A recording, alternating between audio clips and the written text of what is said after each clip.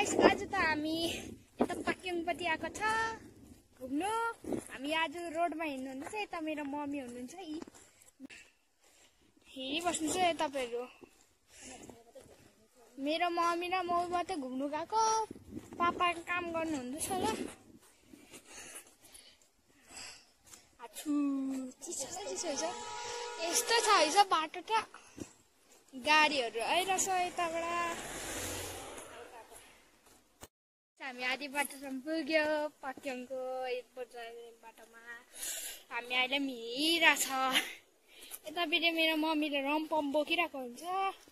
रम्पम हामी हिँडेको यता एयरपोर्टको बाटोमा छ।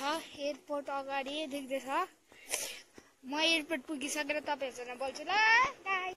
गाडी एयरपोर्टको यता सेन्टरमा गेट छिरिकिन आयो। ऊपर गेट देख्न सक्छ। अब हामी यहाँ पुगिसक्यो एयरपोर्टमा। अब हल्का एयरपोर्टको भित्र पसेपछि देखाउँछु तपाईहरुलाई। गाइस हामी आखिरकारी एयरपोर्ट आइपुग्यो। यता एयरपोर्टमा बिलहरु यताबाट काउन्टरहरु छ। हामी काउन्टरहरुमा हिँड्दैछ। यहाँ हेर्न सक्छौं।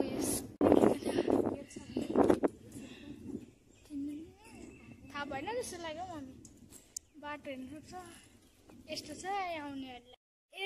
एयरपोर्टको हेर्नुस् रनवे कस्तो छ। यहाँ यताबाट कन्ट्रोल गर्छ।